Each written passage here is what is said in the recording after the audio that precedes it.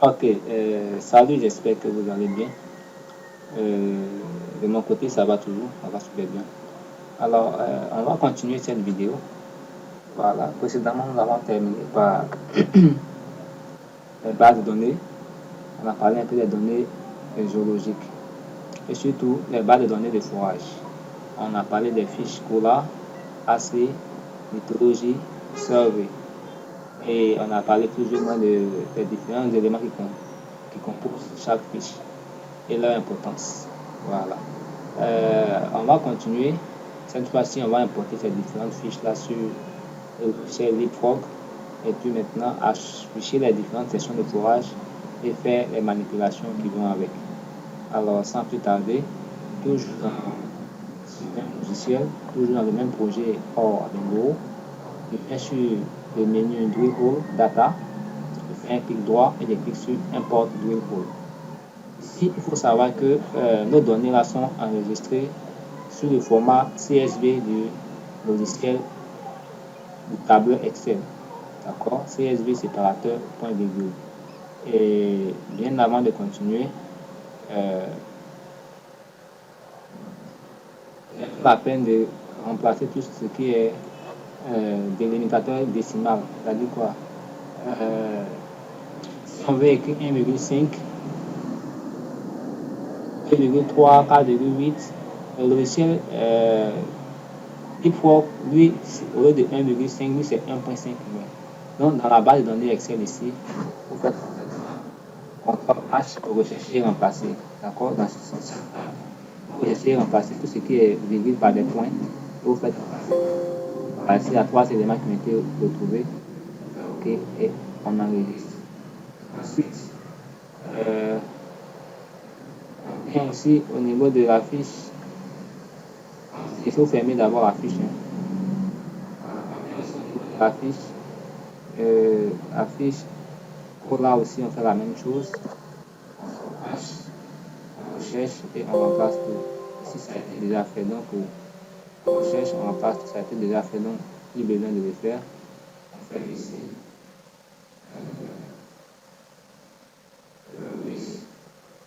Ensuite, on termine avec la fiche, la fiche AC. Bon, c'est plutôt autant pour moi.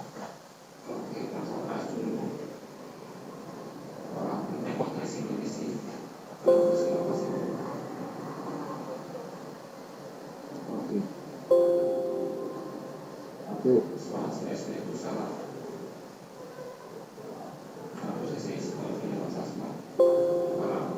Ça a été trouvé, donc ça a dit ça a été déjà fait. On cherche, on remplace, on fait enregistrer, c'est tout. Ça c'est terminé. Il faut prendre la peine de fermer toutes les fenêtres là. Ça veut dire quoi? Les différentes fiches qui sont là ne doivent pas être ouvertes sur Excel pendant que nous travaillons. On va faire l'importation sur LeapFrog.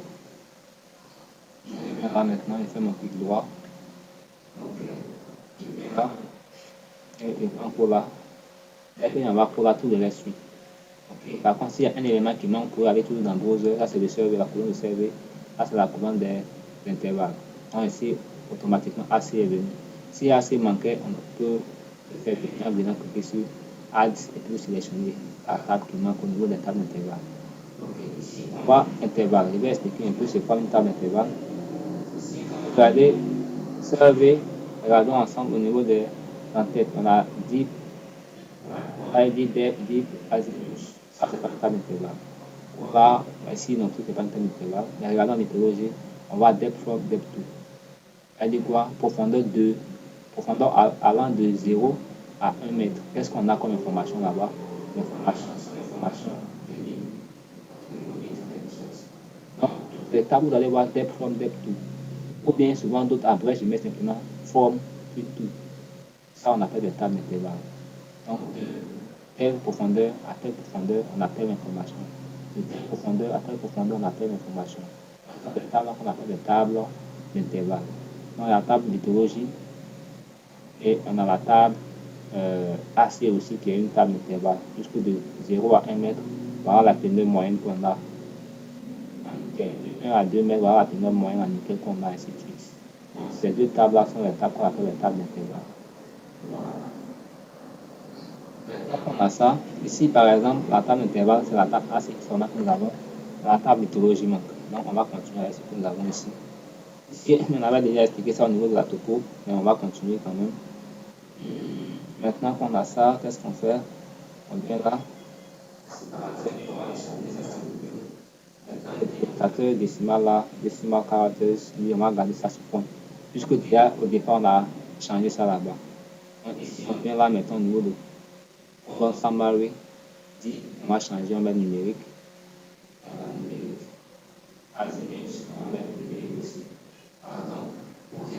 Au début, c'était not imported. Not imported. Not imported. On change, on met numérique, c'est tout. Dans la vidéo précédente, j'avais dit no imported, c'est plutôt not imported. On met next ici. Vous voyez que tout est déjà en ordre. Donc, on n'a rien à modifier ici. Donc, ici, vous voyez, qu'est-ce qui a été coché ici? Négatif, dit point down. Vous voyez? Donc, ici, on laisse ça cocher parce qu'il y a des valeurs négatives qui ont été indiquées par le signe moins. Ça indique que nous sommes en train d'aller en profondeur, en train de descendre. Donc, on va ça. Voilà, tous les éléments sont là, mais seulement que l'or n'a pas été sélectionné comme une non important plutôt. Et on met là, il change, je mets numérique. C'est des valeurs numériques. Voilà. Maintenant, ici, on va trouver ici. Ici, on a dit importer toutes les colonnes, c'est bon. C'est ok. Nationalité, c'est bon. Unique, ID. Ok, tous les éléments sont bons ici. C'est bon, on a commencé.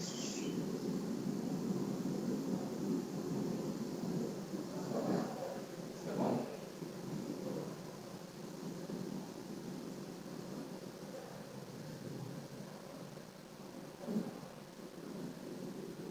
Tous les éléments sont bons ici. Ici, on va bien. Les éléments sont là. Ici, quand vous voyez une croix rouge sur l'élément, ça veut dire qu'il y a quelque chose qui n'est pas normal dans la base de données. Il faut lire le message.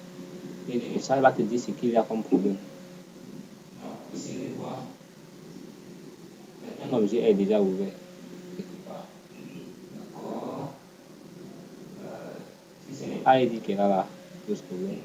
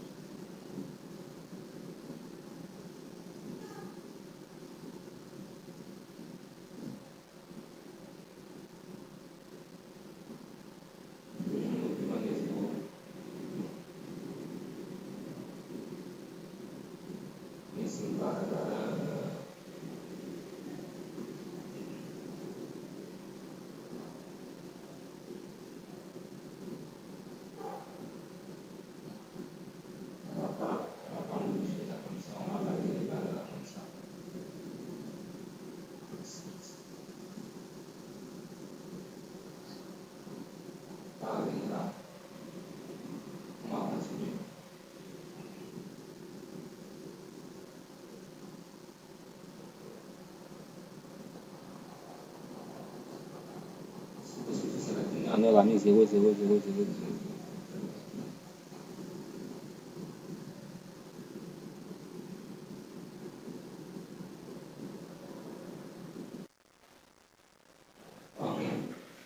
Ici, leapfrog nous dit, ouais, au niveau des données que nous avons importées là, leapfrog nous dit que au niveau de l'échantillon,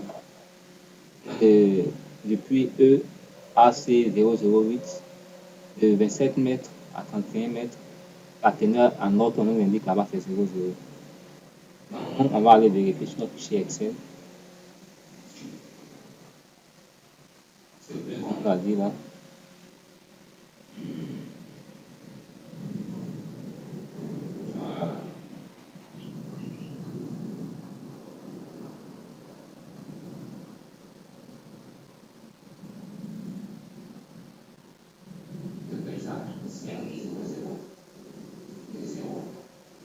Là aussi, on dit 0. Partout, il y a les valeurs 0, 0. Il faut attirer notre attention pour dire, ah, attention, on dit la teneur là, c'est 0. Est-ce que c'est ce qui est réel là-bas, à tes données? Donc, nous, on va vérifier pour voir si c'est ce qui est exactement enregistré là-bas. Pourquoi il le fait ainsi? Parce que quand on fait les bases de données, il y a des zones où euh, on n'arrive pas à identifier la teneur en substance que nous recherchons. Et cette teneur, ce manque d'information peut provenir soit de la méthode d'analyse qui a été utilisée. Donc, peut-être si c'est une méthode qui ne permet pas d'identifier des valeurs très petites, là-bas, on met missing simplement, ou bien on met peut-être, voilà, en tout cas, on met des valeurs, on met nul. Voilà, souvent on écrit nul, L, non U, L, L, nul. Cela ne veut pas dire que la valeur est zéro, mais ça veut dire que cette valeur est en dessous du seuil de détermination. Voilà, du seuil de détermination. Et ce seuil-là, ça dépend de la méthode d'analyse qui a été utilisée. Voilà. Par contre, si on a analysé on a fait l'analyse que vous trouvez que c'est effectivement 0, 0 comme une valeur 0 nul, dans ce cas-là, vous mettez nul, 0, 0. Donc ici, moi, je suppose que dans cette base de données, voilà, cette base de données là, nul et 0, 0 qu'ils ont mis, ça veut dire que la valeur a été analysée et il n'y a pas eu de trace d'eau là-bas. Donc on va continuer avec ça. Donc une fois que nous avons attiré l'attention, on a vérifié sur le fichier Excel, c'est exactement les mêmes informations qui sont là-bas. C'est 0 qui a été enregistré là-bas, donc on va continuer. Par contre, si ce n'est pas une valeur 0, que ça n'a pas été analysé, ou peut-être la méthode ne vous permet pas d'identifier la teneur, dans ce cas-là, vous mettez simplement nul, vous l'écrivez N-U-L-L. Voilà, mais vous n'écrivez pas 0. Dans ce cas-là, il va prendre ça pour une valeur nulle. Une valeur ça est bon. On va continuer. Ici, ce n'est pas une erreur provenant de l'IFOP, mais c'est pour attirer notre attention qu'il y a quelque chose qui cloche. Ok. Tout ça là est fini, on vient simplement là, on a fini, on prend simplement cet élément, on met deux rôles là, on maintient les gauche et on glisse ici simplement. Voilà. On glisse là simplement. Et quand on glisse ici, vous allez voir que les différents voyages sont là.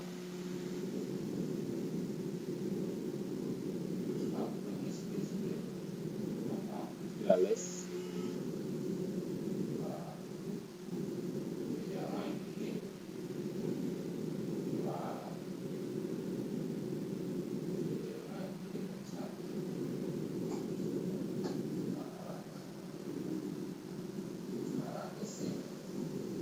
Et ça, comme ça. Voilà le forage, voilà comment les sections de forage ont été réalisées. Maintenant, quand nous allons afficher ça, ce que nous allons faire cette fois-ci, c'est d'ajouter la topographie. Voilà, d'ajouter la topo. On va voir comment cela s'est réalisé. Voilà.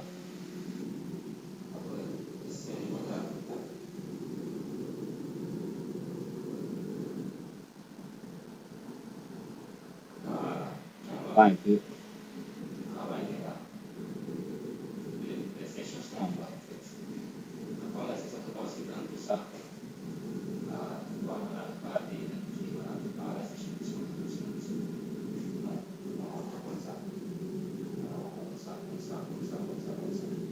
on va un peu enlever la topo. Si je mets ça en cacher la visibilité et que sur l'œil, ça disparaît, mais il est toujours dans la liste, mais il disparaît. Donc, voilà un peu ce que nous avons ici. Maintenant, vous voyez que au niveau de chaque puits, il y a le nom qui est là, le nom de la section qui est là. C'est un peu encombrant, donc on peut cacher le nom là. Pour là, il cache pour là simplement. Il cache pour là simplement. Il cache pour moi en faisant ça.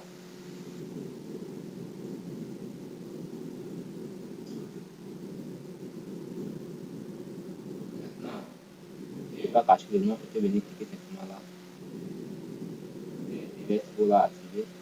Maintenant, et coche là où il y a le A là, show test là, et ça disparaît. Là, c'est la visibilité, par l'opacité au fait. Plus je viens là, à l'élève, plus je tourne quelque part. La courbe sont des points bleus que vous voyez ici, qui sont des points qui marquent le début du fourrage. Là, je peux venir là, mettre ça en noir. Voilà, en noir, carrément en jaune.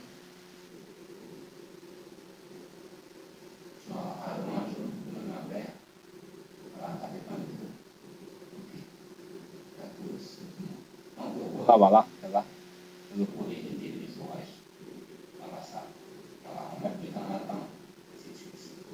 Voilà un peu ce que nous avons ici. Maintenant que nous avons fait ça, nous pouvons simplement venir là, au niveau d'ici.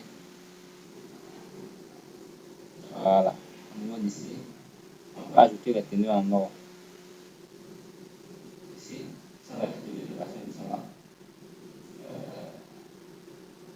On va enlever la tout court. Voilà, ici, qu'est-ce que je vais faire?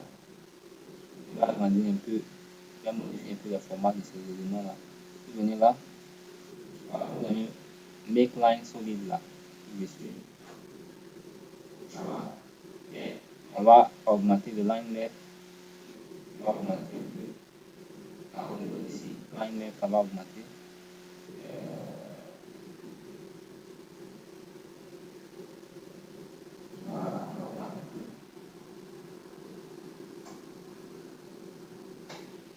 Travailler avec votre écran là. Vous pouvez déplacer l'image qui est là.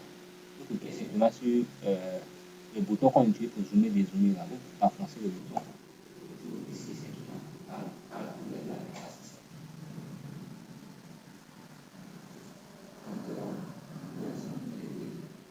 Ici, qu'est-ce qu'on remarque? Voilà, ici, on peut garder tout à la même couleur, tout comme faire une variation en se basant sur la tenue en or.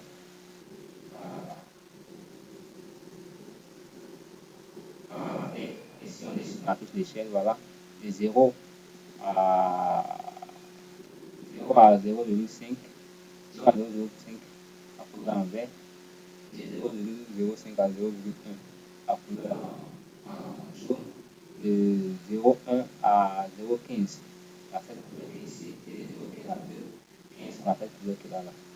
Voilà, vous pouvez zoomer un peu et voir un peu comment la répartition est effectuée sur le terrain. Donc ici, comme c'est pour juste présenter comment on fait la section de forage, on ne va pas entrer dans les détails d'estimation ou même d'analyse de la teneur. On va faire une vidéo spécialement pour ça aussi. Donc ici, on a ça. Ok. Maintenant, on va cliquer sur cet élément-là. Mark line là. Et ici, le radius. Line radius, le rayon, c'est trop long. On va diminuer. On va faire ça peut-être.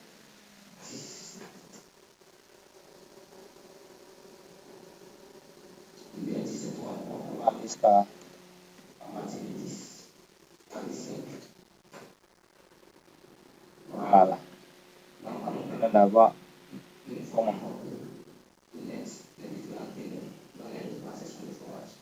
Voilà un peu comment nos sections sont réparties sur notre site, comment nos forages sont répartis sur notre site.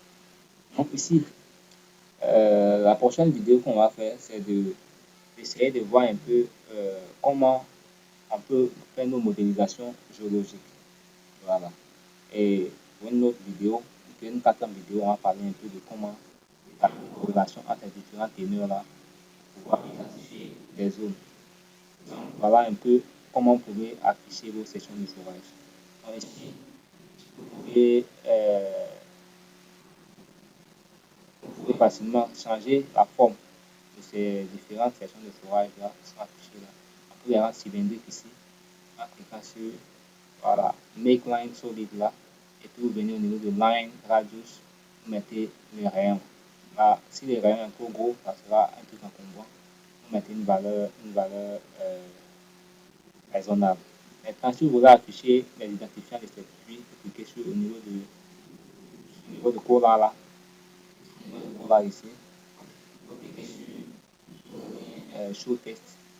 Vous voyez tous les titres sont là. Et la couleur aussi, vous pouvez changer la couleur ici selon votre besoin. Voilà, tout dépendra de vous. Voilà, donc les détails en bas, il y a un bouton dessus. Voilà un peu comment vous pouvez gérer ça. Maintenant, ici, la couleur, là, vous allez vu, on a affiché la couleur en un seul modèle. Voilà, on peut afficher la couleur selon l'identité de pluie. Voilà, on fait plusieurs multicolores. Ça fait les détails. Si c'est une couleur unique, on garde sur flat color et la couleur unique s'applique à tout le monde. Maintenant, ici, la teneur, les teneurs là, voilà, les teneurs sont là. On peut garder une seule couleur aussi pour toutes les questions de forage. Donc, tout dépendra de ce que vous cherchez. Tout dépendra de ce que vous voulez faire ressortir comme information.